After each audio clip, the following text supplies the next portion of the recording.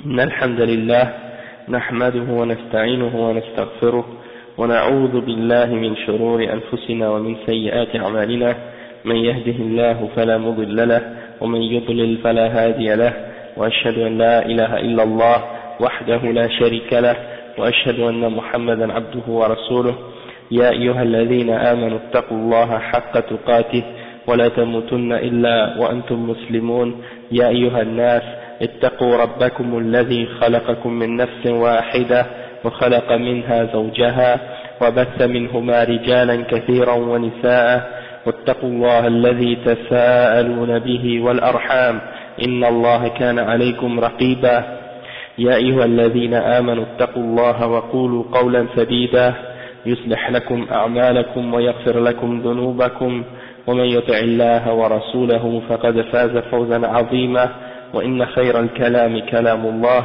وخير الهدي هدي محمد صلى الله عليه وسلم وإن شر الأمور محدثاتها وكل محدثة بدعة وكل بدعة ضلالة وكل ضلالة في النار أما بعد. Donc aujourd'hui c'est le cours 37 dans les durus de l'Aqidat al-Wasitiyya. Là, aujourd'hui, le dars, c'est le dernier chapitre dans l'Aqidat al-Wasitiyya. C'est, le titre c'est في بيان فصل في بيان مكملات العقيدة من مكارم الأخلاق ومحاسن الأعمال التي يتحلى بها أهل السنة. C'est-à-dire un chapitre qui parle du bon comportement, de la noblesse de caractère, de faire des bonnes œuvres, et ça c'est une caractéristique de Ahl Sunnah wal Jama'a par laquelle on complète notre aqidah, d'accord? Donc toutes ces choses-là font partie des choses qui complètent l'aqidah. Donc le cheikh il dit, Ibn Taymiyyah rahimahullah, il dit dans l'aqidah al-wasitiyya ثم هم مع هذه الأصول يأمرون بالمعروف وينهون عن المنكر على ما توجبه الشريعة ويرون إقامة الحج والجمع والأعياد مع الأمراء أبرارا كانوا أو فجارا ويحافظون على الجماعات ويدينون بالنصيحة للأمة ويعتقدون معنى قوله صلى الله عليه وسلم المؤمن للمؤمن كالبنيان يشد بعضه بعضا وشبك بين أصابعه وقوله صلى الله عليه وسلم مثل المؤمنين في توادهم وتراحمهم وتعاطفهم كمثل الجسد الواحد أو كمثل الجسد إذا اشتكى منه عضو تداعى له سائر الجسد بالحمة والسهر وعليكم السلام ورحمة الله وبركاته ويأمرون بالصبر عند البلاء والشكر عند الرخاء والرضا بمر القضاء.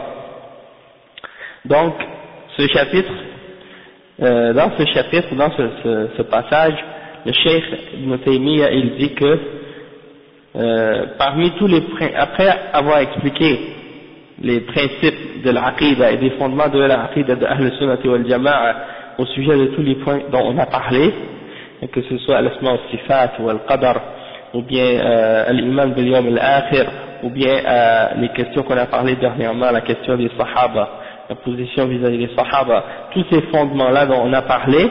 Donc après avoir compris ça, en plus de ça, eh ben parmi les choses qu'on prend en considération, parmi ces fondements-là, il y a al-amr bil ma'ruf wa al-nahy 'anil munkar, comme cela est ordonné par la charia. Donc là maintenant le cheikh il avait expliqué plein de détails, plein de choses en détail. Maintenant il explique des grandes lignes ou des grands titres de différents sujets qui sont aussi importants dans l'islam, qui font partie des fondements et des principes de Ahl Sunnah wal Jama'a.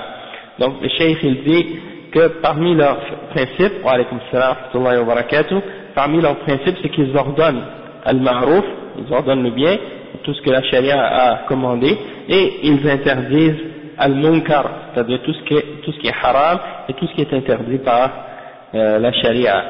Et également, il voit que c'est obligatoire d'établir le hajj et les Juma, c'est-à-dire les prières du vendredi, quand les gens se réunissent dans la mosquée, et également les fêtes de Eid avec les dirigeants.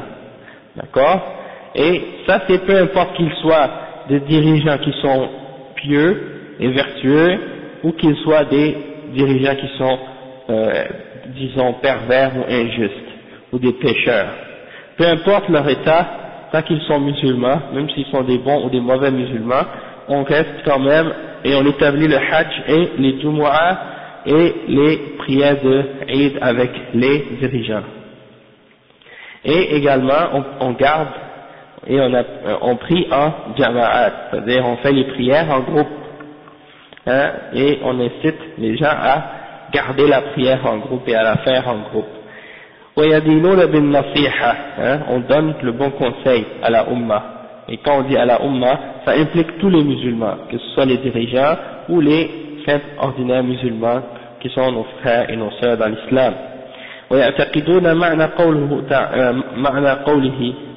Donc on croit à la parole du prophète sallallahu alayhi wa sallam, dans lequel le prophète sallallahu alayhi wa sallam a dit que le musulman est pour un autre musulman, ou le musulman par rapport à un autre musulman, c'est comme une construction, hein, comme une brique. Les briques dans un mur ou dans une bâtisse, eh bien elles se tiennent toutes les unes les autres, hein, elles s'entremêlent toutes les unes les autres, et donc c'est ça ce qui donne au mur ou à la construction sa solidité et sa force. Et donc les musulmans, ils doivent être comme ça, comme cette construction-là. Ils doivent être comme un avec l'autre, ils se tiennent, hein, et se renforcent les uns les autres. D'accord? Donc ça c'est l'exemple que le prophète sallallahu alayhi wa sallam a donné à ce sujet-là, et quand il a dit ça, il a accroché ses doigts, il a entrelacé ses doigts pour montrer à quel point les musulmans ils s'accrochent les uns avec les autres.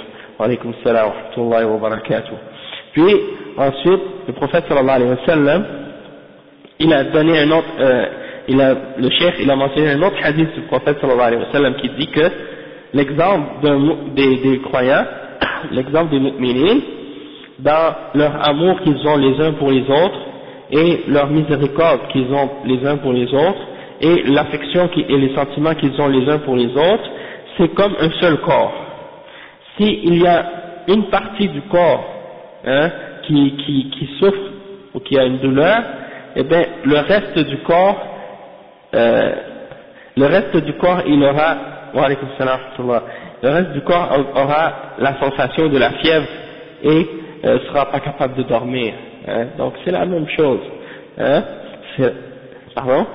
Et ben, donc le reste du corps il va sentir la souffrance de cette partie du corps de l'être humain qui ressent cette douleur là. Donc ça c'est l'exemple que le prophète sallallahu alayhi wa sallam a donné à propos de l'exemple pour représenter la Ummah et le corps des musulmans en entier. Donc s'il y a un musulman qui souffre, eh bien les autres musulmans ils doivent le ressentir également. Et également le cheikh il dit qu'il commande la patience et l'endurance lorsqu'il y a une épreuve ou une difficulté ou un malheur. Et il recommande également d'être reconnaissant et de faire preuve de reconnaissance d'être reconnaissant envers Allah subhanahu wa ta'ala lorsqu'on a de l'aisance, lorsqu'on est dans une situation où on a beaucoup d'aisance, puis soit qu'on a beaucoup de richesse et on est en bonne santé et qu'on n'a pas de crainte. Donc dans ces situations-là, on remercie Allah subhanahu wa ta'ala et également on fait preuve de satisfaction lorsque il y a quelque chose d'amer qui nous atteint, parce que ces choses-là font partie de la prédestination, hein, et donc on est convaincu de ça. On sait que tout ce qui nous arrive c'est par la permission d'Allah subhanahu wa ta'ala et que c'est un test, hein, donc on doit faire preuve de patience et également on doit faire preuve de satisfaction. Et puis on va expliquer les détails de ça maintenant. Le cheikh il explique, Cheikh Salih Al-Fawzan il dit هذا الفصل كمتمم للفصل الذي قبله وفيه بيان لصفات أهل السنة التي هي من مكملات العقيدة فقوله ثم هم أي أهل السنة مع هذه الأصول أي التي مر ذكرها أي مع قيامهم بها علما وعملا يتحلون بصفات هي من مكملاتها وثمراتها، فهم يأمرون بالمعروف وينهون عن المنكر كما وصفهم الله بذلك في قوله كنتم خير أمة أخرجت للناس تأمرون بالمعروف وتنهون عن المنكر. والمعروف اسم جامع لكل ما يحبه الله من الإيمان والعمل الصالح، والمنكر اسم جامع لكل ما يكرهه الله وينهى عنه.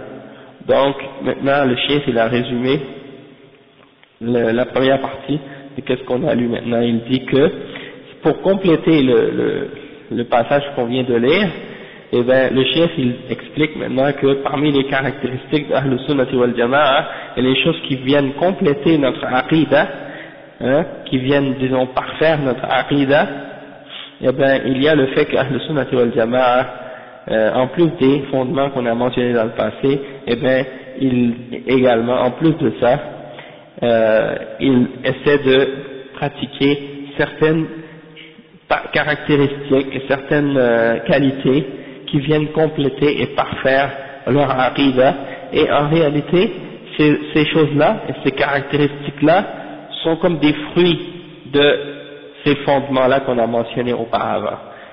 Donc comme par exemple quand on parle des fruits, ça veut dire des conséquences et c'est comme une conséquence d'avoir une bonne aqidah, c'est que en conséquence d'avoir la bonne aqidah, on va avoir des bons fruits. On va avoir des bons fruits, et parmi les exemples de ces bons fruits-là, c'est les bonnes actions et la noblesse de caractère et le bon comportement qu'on va avoir avec les gens. Et également le cheikh il mentionne donc différents points.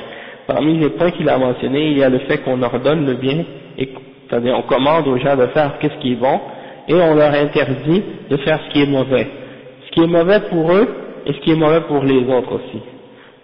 C'est pas juste, on leur interdit pas seulement ce qui est mauvais pour les autres, mais on leur interdit aussi ce qui est mauvais pour eux-mêmes. Parce que souvent ici, la mentalité des gens, parfois, c'est de dire, si quelque chose ne nuit pas aux autres, fais-le, ça dérange pas. Et puis, ils disent, bon, vivre et laisser vivre, fais ce que tu veux. Tandis que dans l'islam, eh ben, l'islam nous commande de vouloir le bien et d'aimer le bien pour les autres, même si la personne n'aime pas ce bien-là, tu vois. Donc, c'est que tu veux le bien pour les gens, même si les gens ne le veulent pas eux-mêmes. Donc, ça, c'est une des caractéristiques de Ahl Sunnah wal Jama'a. Il y a des gens qui comprennent, des fois ils comprennent mal ça, dans le sens que ils s'imaginent que il faut pas dire à quelqu'un quelque chose de bien ou interdire quelque chose de mal si la personne ne veut pas l'entendre. Parce qu'ils s'imaginent, si la personne ne veut pas entendre, ne lui dis pas. Mais toutefois, il est toujours bon de le rappeler. Parce qu'on ne sait jamais quand Allah subhanahu wa ta'ala va ouvrir le cœur d'une personne pour lui faire comprendre la réalité de quelque chose. Même si quelqu'un lui a déjà dit 100 fois, eh ben, ça se peut que la 101e fois, ça va être là que Allah subhanahu wa ta'ala va faire entrer cette chose-là dans son cœur, puis qu'elle va être guidée, et tu seras une cause dans sa guidance. Donc, le cheikh, comme il dit qu'on doit donc ordonner le bien et interdire le mal, et il mentionne pour ça un verset dans le Coran qui dit « Vous êtes la meilleure nation qui est sortie pour les gens. Vous ordonnez le bien et vous interdisez le mal. » Donc ça c'est la description qu'Allah subhanahu wa ta'ala a fait de notre Ummah, en disant que c'est la meilleure Ummah. Et il dit que donc le ma'rouf, comme on a dit tout à l'heure, c'est tout ce que Allah aime, de la foi et des bonnes œuvres, et al-munkar c'est tout ce que Allah déteste et tout ce qu'il a interdit. Et il dit ala ma tujibuhu ash-shari'a ay bil yad thumma bil lisan thumma bil qalb tab'an lil qudrati wal maslaha khilafan lil mu'tazila alladhina yukhalifuna ma tujibuhu ash-shari'a fi hadha fayarawna anna al-amra bil ma'ruf wan nahy 'anil munkar huwa al-khuruj 'ala al-a'immah. Donc le cheikh explique ici que donc on doit faire l'amr bil ma'ruf wan nahy 'anil munkar selon ce que la charia nous a ordonné de faire et commandé de faire, c'est-à-dire de suivre les degrés et les étapes pour ordonner le bien et interdire le mal, c'est-à-dire comme dans le hadith, من رأى منكم منكرا فليغيره بيده فإن لم يستطع فبلسانه فإن لم يستطع فبقلبه وذلك أضعف الإيمان. Donc en premier il y a l'inkar bil yad, et ça c'est pour celui qui détient l'autorité, les dirigeants et ceux qui le représentent, hein? Parce que pour ordonner le bien il y a 4 degrés dans le fait d'ordonner le bien ou d'interdire un mal. Quand tu veux interdire un mal, il y a 4 possibilités. Soit que le mal que tu veux enlever, tu vas être capable de l'enlever au complet. Deuxième possibilité, c'est que tu vas pas être capable de l'enlever au complet, mais tu vas être capable de le diminuer. Ok? Ou troisième possibilité, il va être au même degré. C'est-à-dire, tu vas rien changer en fait. Puis le quatrième, c'est que tu vas essayer de changer le mal, puis ça va empirer. Ça va être pire que avant. Donc, la position vis-à-vis de chacun de ces cas-là ou de ces différentes situations-là, c'est que premièrement, les deux premiers, quand tu l'enlèves au complet, ou quand tu enlèves une partie, ça dans ces cas-là c'est obligatoire. Parce que tu vas amener un bien qui est plus grand. Si par contre c'est égal, ou bien si par exemple tu vas amener quelque chose de pire, si c'est quelque chose de pire qui va arriver, dans ce cas-là c'est haram. Parfois il va enlever le mal dans une situation où ça va amener quelque chose de plus mauvais par la suite. Ok? Donc, hein? Ben, comme par exemple, il y a des jours, des fois il mentionne l'exemple, une fois que Ibn Taymiyyah il marchait avec certains de ses élèves, ok? Et puis ils ont vu des soldats, des Tatars, qui buvaient de l'alcool. Ils étaient en train de boire de l'alcool. Alors, les élèves de Ibn Taymiyyah ont dit, ya Cheikh, est-ce qu'on ne devrait pas aller pour leur dire d'arrêter de boire de l'alcool, parce que ça c'est haram. Wa alaykum salam wa rahmatullahi wa barakatuh. Wa alaykum salam. Alors qu'est-ce qui est arrivé? Qu'est-ce qu'il a dit Ibn Taymiyyah? Il a dit laissez-les. Pourquoi? Parce que si ils boivent de l'alcool, hein, eh ben ça les empêche de faire d'autres péchés qui sont plus graves que les autres péchés. Comme par exemple, s'ils ne boivent pas de l'alcool, qu'est-ce qu'ils vont aller faire? Ils vont aller tuer, ils vont aller faire voler de l'argent des gens ou des choses comme ça. Et ça c'est plus grave que de simplement s'asseoir pour boire de l'alcool. Donc ça, dans des cas où il y a deux situations qui sont comme dans une situation où il y a un mal, mais si tu le changes, ça va amener un mal plus grand, eh bien tu laisses tomber le fait de changer ce mal-là, puisque tu ne veux pas amener des conséquences qui vont être plus négatives que celles que tu veux changer. D'accord? Donc, puis on avait donné des exemples de ça dans d'autres cours, dans d'autres contextes. Donc ça c'était juste pour faire comprendre les différentes situations. Puis également, il y a el-inkar bil lisan, changer le mal avec la langue. Ça c'est pour soit les personnes qui ont la connaissance, qui sont capables d'aller voir les gens et leur expliquer par exemple, de leur dire ce qu'ils font c'est pas correct, c'est haram et tout, ou les ulama ou les gens qui ont une possibilité de parler aux dirigeants en personne pour aller leur donner une nasiha ou des choses comme ça. Sinon il y a le dernier degré qui est al-inkar bil qalb avec le cœur, c'est le fait de détester ce mal et de souhaiter de pouvoir le changer. Donc ça c'est les différents degrés selon la capacité de la personne, puis selon le bienfait que tu peux amener en faisant ça, en ordonnant le bien ou en interdisant le mal. Et contrairement, dans ce point-là, contrairement aux Mu'tazila, parce que les Mu'tazila, parmi les fondements de ces gens-là, c'est que d'ordonner le bien et d'interdire le mal, pour eux, ça signifie de se révolter contre un dirigeant qui est injuste ou qui fait des péchés. Donc pour eux, le fait d'ordonner le bien et d'interdire le mal, c'est de prendre les armes contre un dirigeant ou de se révolter contre lui pour le retirer et le remplacer par un autre. Donc ça c'est parmi les exemples de leur fondement. Et il y a également les Khawarij qui sont avec eux dans ce fondement-là. Puis, comme on va voir aussi, il y a un autre exemple de gens comme ça qui ont dévié à ce sujet-là, comme les Shia al-Rafida. Parce que eux, les Shia, ils ont cru que si l'imam n'est pas infaillible, il ne peut pas être un dirigeant, il ne peut pas être un imam, il faut qu'il soit ma'soum. Et c'est pour ça que depuis le dernier, ça fait 12 000 ans, hein, 1200 ans, depuis 1200 ans, ils n'ont pas encore eu un imam. Avant, ben, ils disent, en réalité, à part Ali ibn Abi Talib, non, il n'était pas infaillible, mais c'est juste pour dire. Oui, ben, peut-être. Mais ils savent que c'est pas l'imam. Ils savent que c'est pas l'imam Mahdi. Parce que eux, ils attendent l'imam Mahdi encore. Ils disent que depuis 1200 ans, il est en état d'invisibilité, puis qu'il va apparaître vers la fin des temps, puis c'est lui qui va les diriger. C'est pour ça, là, ils ne croient pas que quelqu'un d'autre peut prendre le pouvoir en dehors d'eux. Mais je ne sais pas comment ils arrangent leurs idées politiques, mais c'est un de leurs principes. Hein. Ils croient qu'il n'y a pas de Jumu'ah, puis il n'y a pas de djihad, excepté avec l'imam infaillible, et qu'il va sortir à la fin des temps, etc. Mais ça, c'est leur problème de toute façon.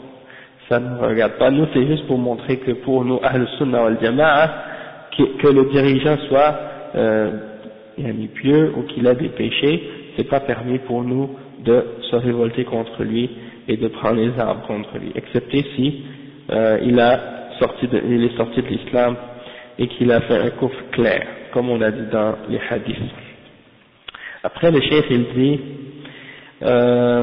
وقوله يرون إقامة الحج والجمع والأعياد مع الأمراء أبرارا كانوا أو فجارا، أي يعتقد أهل السنة وجوب إقامة هذه الشعائر مع ولاة أمور المسلمين أبرارا كانوا أو فجارا، أي سواء كانوا صالحين مستقيمين أو فسقا لا يخرجهم عن الملة. Donc, comme on a dit, c'est que les gens de Ahl Sunnah wal Jama'a, ils croient qu'on doit établir le Hajj et les Jumu'ah et les fêtes d'Eid avec les dirigeants, qu'ils soient pieux ou qu'ils soient pas pieux, même s'ils sont des bons musulmans ou des mauvais musulmans.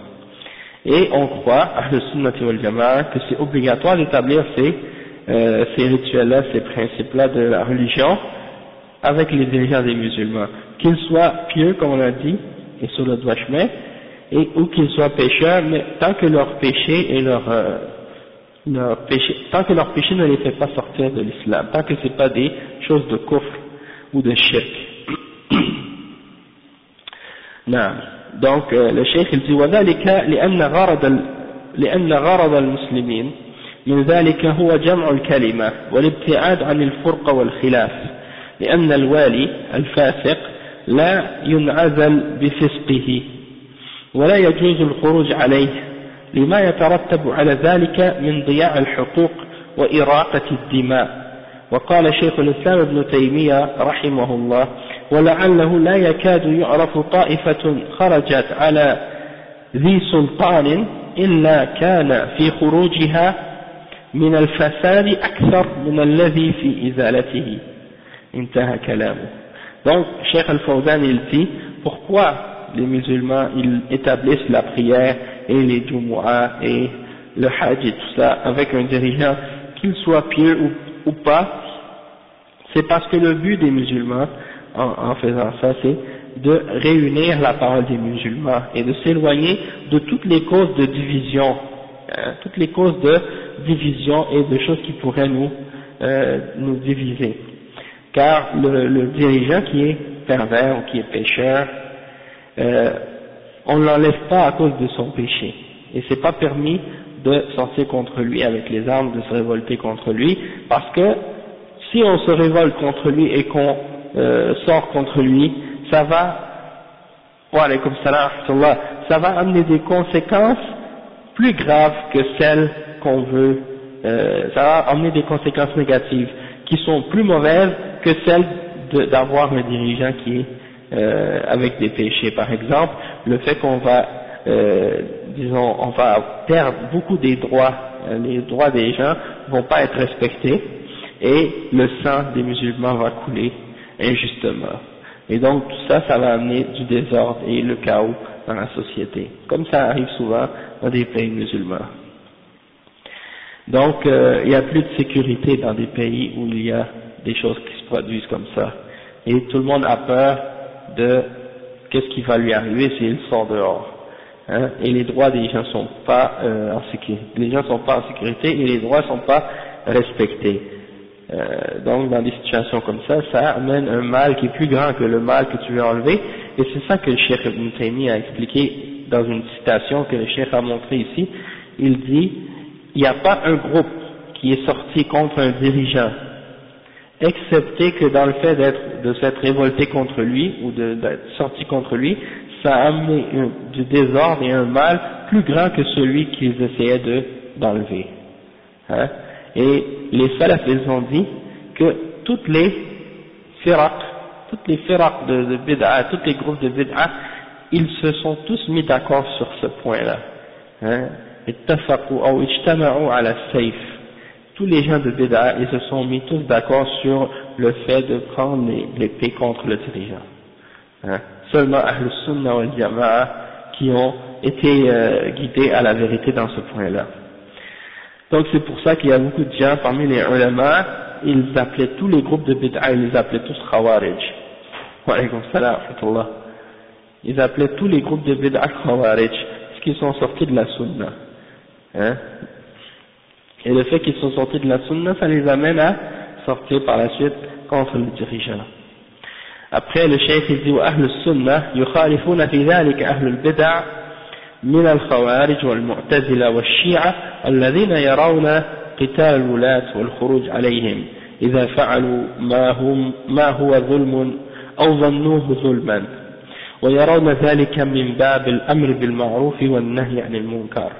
Donc le cheikh il dit que Ahl al-Sunnah, comme je disais, ils contredisent tous les gens de bid'a à ce sujet-là, comme les Khawarij, les Mu'tazila et les Shia, ceux qui voient que si un dirigeant est injuste, il faut sortir contre lui et prendre les armes, hein, s'ils font de l'injustice ou qu'ils font ce qu'ils croient être de l'injustice, parfois. Hein, donc même si le dirigeant est injuste, même si il vit dans la richesse et l'opulence et que les gens sont privés de leurs droits, hein, il ne doit pas prendre les armes contre lui. Bien entendu, c'est un munkar. Qu'est-ce qu'il fait? C'est quelque chose de haram, c'est quelque chose de mal. Il n'a pas le droit, le dirigeant, de faire ça. Toutefois, la façon de régler cette situation-là, c'est pas en sortant contre lui et en prenant les armes et en se révoltant contre lui. Parce que ça va pas régler la situation. Et également, il y a le fait que Allah subhanahu wa ta'ala, au jugement dernier, il va le juger. Et Allah subhanahu wa ta'ala va lui donner, au jugement dernier, ce qu'il a mérité pour son injustice. D'accord? Et puis, donc, Ahl Sunnah wal Jama'a, ils incitent, dans des situations comme ça, à la patience et à l'endurance.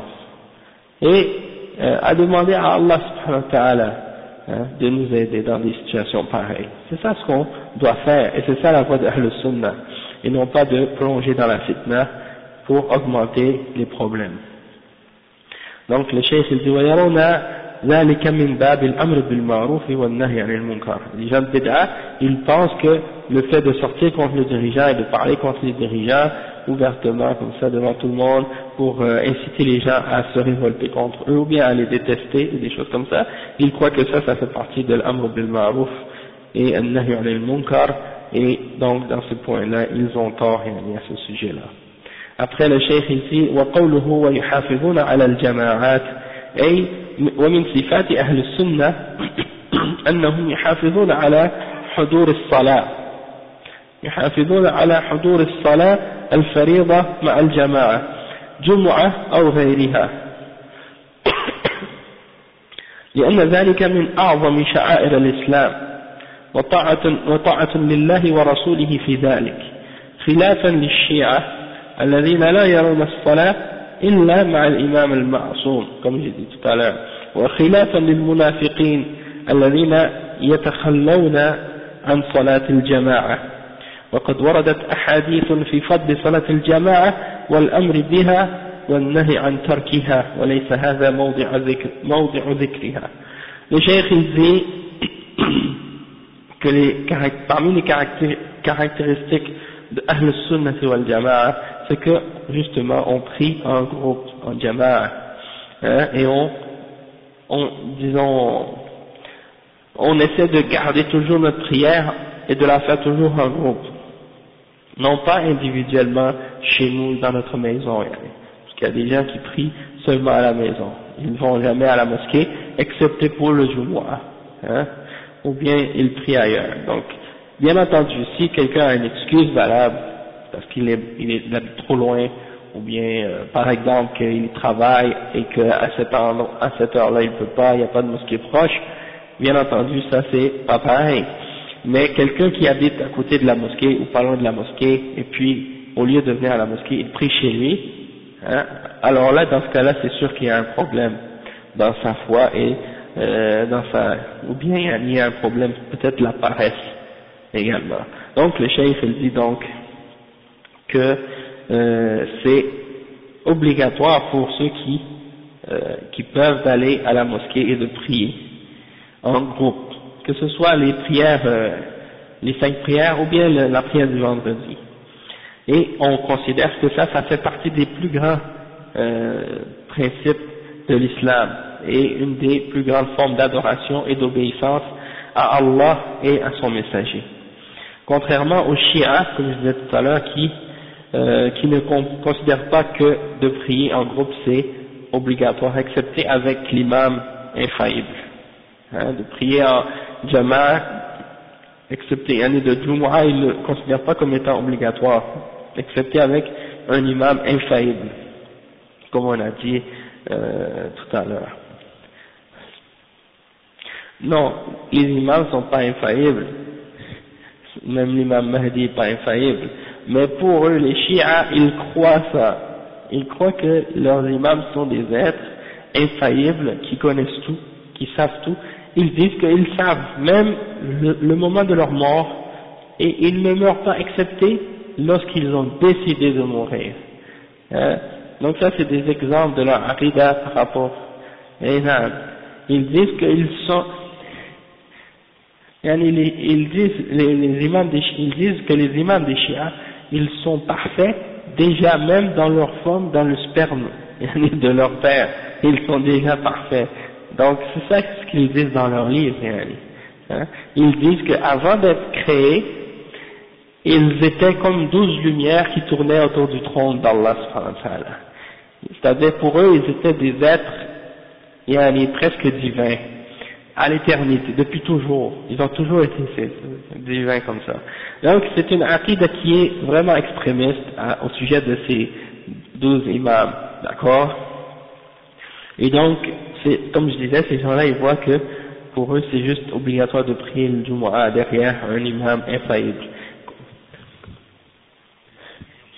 Ils disent qu'il y a un autre mushaf qui s'appelle Mushaf Fatima.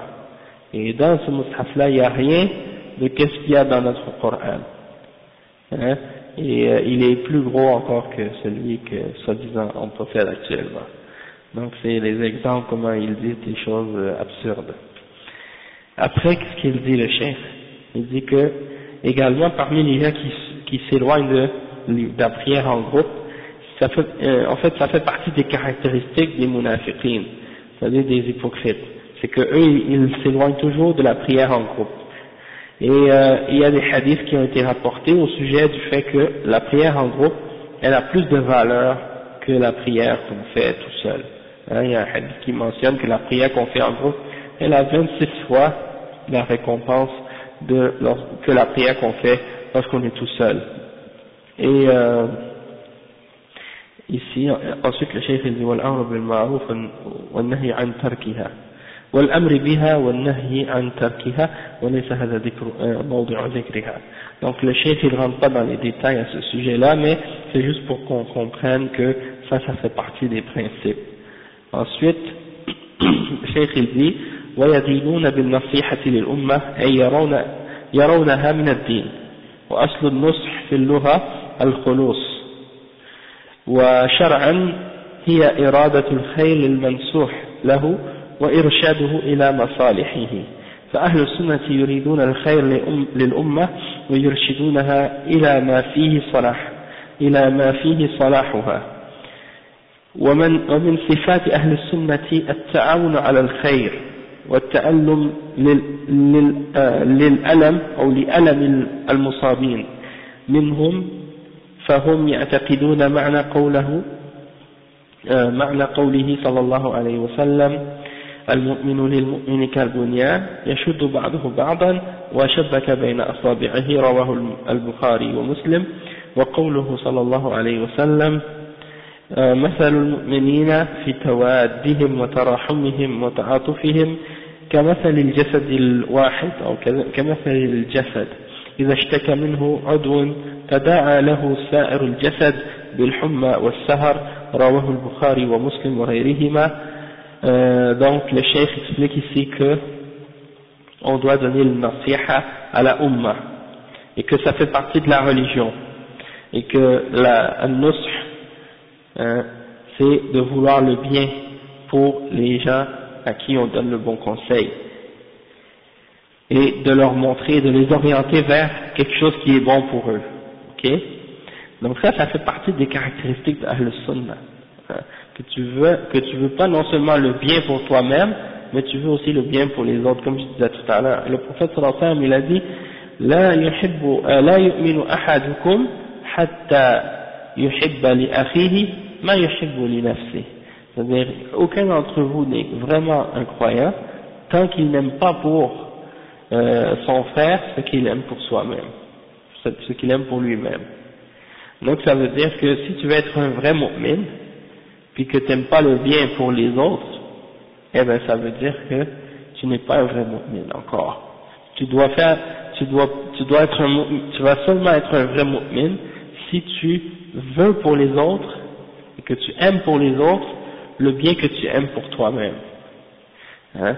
Donc ça c'est quelque chose qui est très important, parce que non seulement tu dois aimer le bien pour les autres, comme par exemple les choses de la dunya, mais en premier, encore plus important, d'aimer pour les autres les biens qui ont rapport avec le din et l'akhirah, d'aimer l'iman et d'aimer le bien qui a rapport avec le fait de faire le bien, que des trucs comme ça. Non, ça c'est un exemple. Donc c'est toujours vouloir le bien pour les autres et penser au bien pour penser pour le bien des autres également. Le cheikh il dit que Ahl Sunnah wal Jama'a il montre aux gens le bien, comme on a dit. Ça implique, comme on a dit tout à l'heure, les dirigeants, et ça implique aussi les musulmans ordinaires comme nous là. Et le cheikh il dit ومن صفات أهل السنة والجماعة التعاون على الخير. On doit coopérer et on doit s'entraider mutuellement dans le bien également. Et lorsque quelqu'un souffre, eh bien on doit ressentir leur souffrance et croire dans la parole du prophète sallallahu alayhi wa sallam quand il a dit, comme on a dit tout à l'heure, que le musulman, pour un autre musulman, c'est comme une construction qui se renforcit, une brique renforcit l'autre, et donc le corps des musulmans c'est comparable à cette forme de construction là, ou ce mur là, c'est pour dire comment ils sont lorsqu'ils se tiennent les uns avec les autres. Et ça c'est un peu comparable à un bâton. Si tu prends un petit bâton dans tes mains toute seule, tu peux le casser facilement, mais si tu en prends 10 ou 15 ou 20 et que tu essaies de les casser ensemble, tu n'es pas capable, parce que quand tu es tout seul tu es faible, mais quand tu es réuni avec d'autres tu es plus fort. Donc ça montre le fait que lorsqu'on est réunis et lorsqu'on est ensemble, eh bien on est plus fort. Il y a le dicton très célèbre qu'on connaît qui dit l'union fait la force, et ça c'est vrai. Donc les musulmans, quand ils sont tous unis et quand ils sont tous un seul corps, donc ça c'est au moment où ils sont le plus forts, et donc ça c'est quelque chose qui est important pour nous les musulmans. Mais bien entendu, cette unité-là et cette union-là doit être basée sur le haqq et sur la vérité, sur le Coran et la Sunna. Et ça a été rapporté par Bukhari et Muslim, ce hadith. Ensuite, il mentionne un autre hadith aussi qui compare l'affection des musulmans les uns pour les autres et leur miséricorde et leurs sentiments les uns pour les autres, comme l'exemple d'une personne qui souffre, hein, un de ses membres, un corps qui a un de ses membres qui souffre, et c'est comme si le reste du corps ressent la douleur, hein, et il ressent la fièvre, et il ne peut pas dormir. Donc ça c'est des exemples pour comparer les musulmans, comment ils doivent ressentir les uns les autres, les uns pour les autres, ils doivent se ressentir et avoir de l'affection, et ils doivent avoir également de la miséricorde les uns pour les autres. Et c'est pas donc une société qu'on bâtit sur l'individualisme puis l'égoïsme, chacun pour soi, hein. Il y a entre les musulmans, on doit sentir qu'il y a, disons, on se sent concerné par le sort de nos frères et de nos sœurs. C'est pas de dire, ah mais ceux-là, je m'en fous, ou bien ça m'importe peu, c'est pas ma famille, c'est pas mes proches, hein.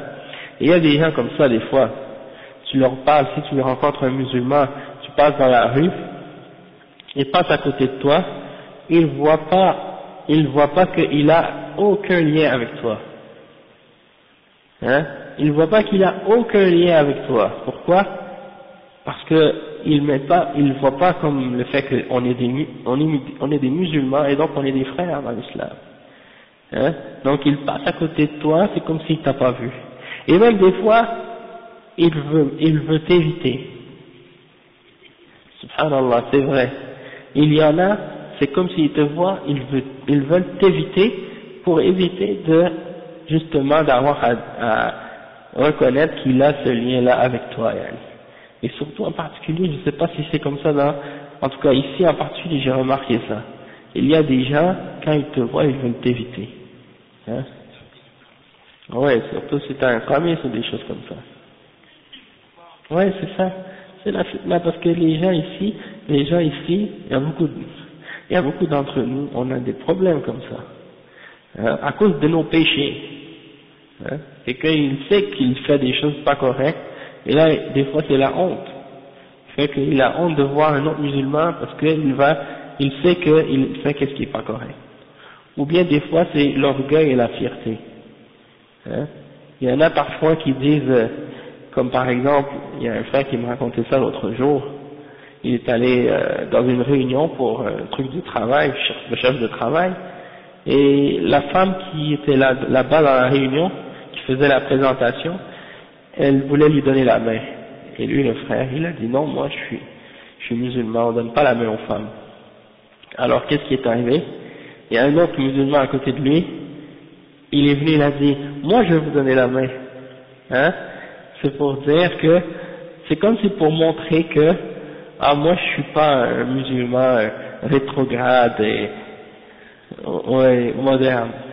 Oui, c'est ça. Donc pour lui, c'est comme pour faire plaisir à cette femme, hein, pour que cette femme-là l'aime, ou bien pour que cette femme-là soit satisfaite de lui, il va jusqu'à désobéir à Allah et désobéir au prophète Mohammed sallallahu alayhi wa sallam, et contredire l'action de son frère musulman, hein, alaykoum salam, parce que les kuffars, eux, considèrent que de pas donner la main à la femme, c'est quelque chose de mal, donc lui il veut montrer que bon, moi aussi je suis ouvert, et puis que j'ai pas de problème avec le fait de faire ça, donc il contredit son frère comme ça devant lui. Donc ça c'est des exemples des fois d'attitude de certains musulmans, hein, et puis il y a beaucoup de choses comme ça. Ils pensent que ça c'est tashaddoud, ou bien que c'est de l'extrémisme, mais les gens tu lui demandes qu'est-ce que c'est l'extrémisme, ils savent même pas. L'extrémisme c'est de dépasser la limite d'Allah subhanahu wa ta'ala et de son messager. C'est pas, eux ils s'imaginent que l'extrémisme c'est de faire ce que les médias disent, ça c'est de l'extrémisme, alors ça veut dire, ça y est c'est de l'extrémisme. C'est-à-dire que pour eux, qu'est-ce qui détermine ce qui est extrême, ce qui n'est pas extrême? C'est soit que c'est les kuffars, les kuffars qui déterminent ça, ou bien soit que c'est par la coutume, c'est-à-dire regarde qu'est-ce qui est accepté dans la coutume, dans la société, si tout le monde accepte quelque chose, c'est correct, mais si juste une minorité le font, ça c'est de l'extrémisme, ou bien ils se basent sur d'autres critères, qui retournent pas au Coran et à la Sunna. Donc ça c'est des exemples comme ça. Donc le mu'min, il doit ressentir la douleur pour ses frères, et quand il arrive du mal aux musulmans, il ressent la douleur, et quand il arrive du bien aux musulmans, il se réjouit. Donc ça c'est comment le musulman il se sent vis-à-vis des autres. Et le cheikh il dit فالحديثان يميلان يمثلان ما ينبغي أن يكون عليه المسلمون من تعاون وتراحم. أهل السنة يعملون بمقتضاهما بقوله المؤمن للمؤمن، وقوله مثل المؤمنين المراد بالإيمان هنا الإيمان الكامل كالبنيان. هذا التمثيل يقصد منه التقريب للفهم، يشد بعضه بعضا بيان لوجه الشبه وشبك بين أصابعه تمثيل آخر يقصد منه التقريب للفهم.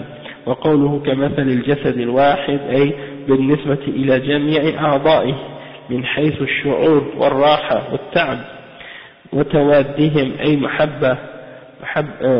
محبة بعضهم لبعض وتعاطفهم أي عطف بعضهم على بعض، إذا اشتكى أي تألم وتداعى شارك بعضه البعض الآخر في الألم. سائر الجسد باقيه بالحمى ما ينشأ عن الألم من الحرارة أو من حرارة الجسم والسهر عدم النوم. Donc il a expliqué mot par mot là le hadith pour expliquer les termes, mais puisqu'on l'a déjà expliqué, on va passer et on continue. Le cheikh dit والحديث خبر معناه الأمر أي كما أنه إذا تألم بعض جسده سرى ذلك الألم إلى جميع جسده، فكذا المؤمنون ليكونوا كنفس واحدة إذا أصاب أحدهم مصيبة يغتم جميعهم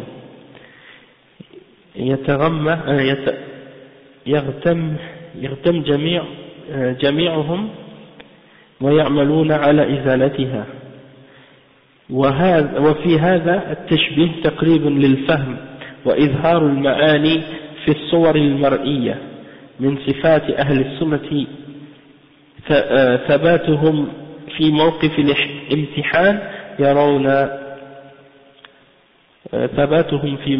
في مواقف الامتحان يأمرون بالصبر عند البلاء. الصبر لغة الحبس، ومعناه هنا حبس النفس عن الجزع، وحبس اللسان عن التشكي والتسخط، وحبس الجوارح عن لطم الخدود وشق الجيوب. Donc ici le cheikh il a encore une fois expliqué le hadith qui représente la souffrance du corps des musulmans et qui compare la souffrance du corps ou d'un membre du corps à la nation ou à tous les musulmans, comme si tous les musulmans on est comme un seul corps, et donc si un d'entre nous souffre ou a un malheur, et bien tout le reste des musulmans doivent sentir cette souffrance-là. Et par la suite il dit que parmi les caractéristiques de Ahl Sunnati wal Jama'a, c'est qu'on doit faire preuve de fermeté lorsqu'il y a des épreuves qui nous atteignent, et on doit ordonner la patience et l'endurance lorsqu'il y a des malheurs. Et sabr, c'est de se retenir, c'est ça que ça veut dire, sabr en arabe. Donc, qu'est-ce que ça implique? Ça implique que lorsqu'il t'arrive quelque chose, tu te retiens ton âme disons, de te plaindre ou de commencer à faire à dire des paroles qui montrent que tu te plains, ou bien aussi tu te retiens d'exprimer une colère. Des fois il y a des gens qui se fâchent contre Allah subhanahu wa ta'ala, hein, quand leur arrive un malheur, et ils demandent par exemple pourquoi moi, hein, ou des choses comme ça. Et ça c'est pas permis de dire des choses comme ça et de parler ou de se mettre en colère contre Allah subhanahu wa ta'ala, ou disons ta'tarid ala Allah, comme tu t'objectes à Allah subhanahu wa ta'ala dans sa décision et dans sa prédestination, et tu demandes wa alaykum salam wa rahmatullah, et tu demandes yani, oh Allah, pourquoi tel malheur m'arrive, pourquoi telle chose m'arrive, qu'est-ce que j'ai fait? Il y a des gens qui disent mais qu'est-ce que j'ai fait pour que cette chose-là m'arrive? Ça le mu'min il ne parle pas de cette façon-là, ok?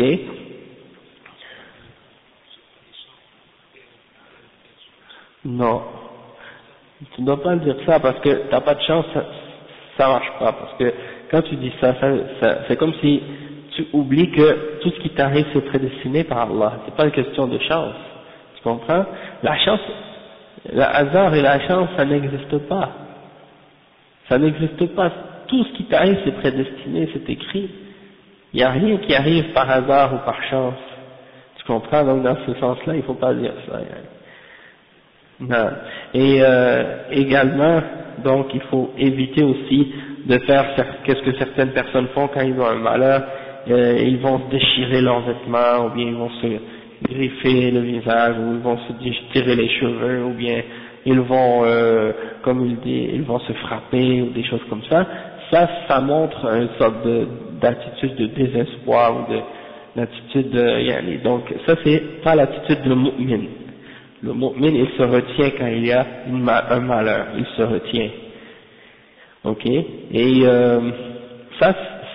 cette retenue-là et cette patience qu'il a, c'est une expression de sa foi. C'est une expression du fait qu'il sait que tout ce qui arrive, ça vient d'Allah. Et donc, il se retient à cause de ça. C'est la force de sa foi qui l'empêche de réagir d'une façon déraisonnable. Hein? Il y a des gens, quand ils apprennent la mort de quelqu'un, ils perdent la raison.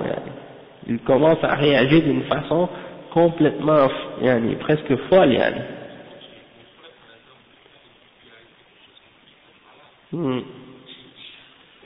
Et donc c'est ça. C'est pour ça il faut se retenir. Et al-bala, le cheikh il dit que c'est al-imtihan bil-masa'ib wa shada'id. Quand al-bala c'est les épreuves, les tests, les malheurs qui t'arrivent, les difficultés qui t'atteignent dans ta vie. والشكر عند الرخاء.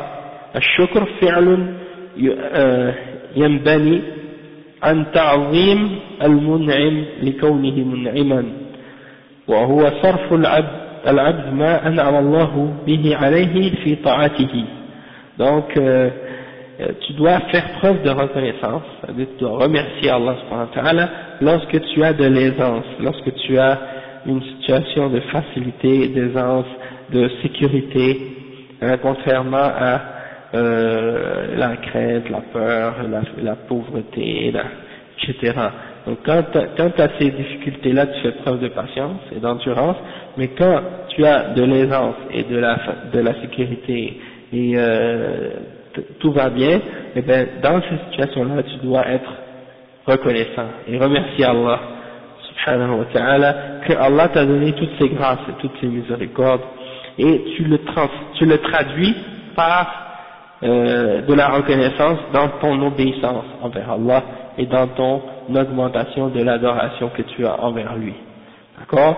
Donc c'est que pour montrer que tu es reconnaissant, eh ben tu fais ce qu'Allah t'ordonne et tu t'éloignes de ce qu'il t'a interdit, et ça c'est une forme de reconnaissance envers Allah subhanahu wa ta'ala. Mais si tu fais des péchés, c'est le contraire de la reconnaissance. Cheikh il dit warracha ittisa'u ni'ma. Donc c'est ça, ar-racha c'est quand tu as disons des largesses et des grâces, des choses comme ça. والرضا بمر القضاء الرضا ضد السخط والقضاء والقضاء في اللغة الحكم وعرفا إرادة الله المتعلقة بالأشياء على ما هي عليه، ومر القضاء ما يجري على العبد مما يكرهه كالمرض والفقر وأذى الخلق والجار والبرد والحر والبرد والآلام إلى آخره. Donc le cheikh il dit que il faut faire preuve de satisfaction lorsque quelque chose t'atteint de ce que Allah t'a décrété. Il t'a décrété quelque chose, il t'a déterminé ou t'a prédestiné que telle chose va t'arriver, et bien lorsque ça t'arrive et que tu fais preuve de satisfaction, ça c'est un niveau plus élevé encore. Parce que comme Cheikh Ibn Uthaymin il expliquait que quand tu as un malheur qui t'atteint, que tu fais preuve de patience, ça c'est un degré, mais c'est pas le plus haut degré, parce que quand quelqu'un fait preuve de patience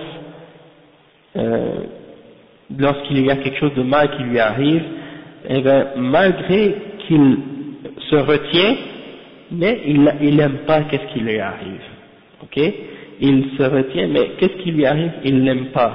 Tandis que Ar-Rida, c'est un niveau encore plus élevé, dans le sens que il se retient, mais en plus il est satisfait de ça, hein, il est content de ça. C'est comme si il voit que c'est un bien pour lui, ce malheur. Donc ça c'est un autre niveau, un peu plus élevé que le niveau de la patience seulement, hein, parce qu'il regarde le fait que lorsque le malheur le touche, Allah subhanahu wa ta'ala lui efface des péchés à cause de ça. Donc ça c'est un bien. Et non seulement ça, lorsqu'il y a ce mal-là qui l'atteint, eh ben il peut aussi réfléchir au fait que si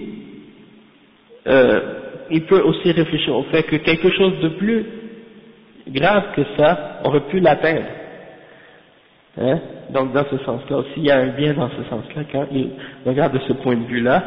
Puis il y a beaucoup d'autres exemples qui ont été mentionnés aussi par d'autres shuyukh à ce sujet-là aussi, mais c'est juste pour faire comprendre que il y a des ulama qui ont dit que ar-rida, être satisfait, c'est pas comment ils disent, c'est pas un niveau qui est obligatoire, mais c'est un niveau de perfectionnement, dans le sens que c'est comme si tu veux te rapprocher plus d'Allah subhanahu wa ta'ala, donc tu essaies d'augmenter ta foi et d'arriver à ce point-là, d'être satisfait de tout ce qui t'arrive. Mais as-sabr, c'est le minimum obligatoire, disons. C'est comme dans ce sens-là.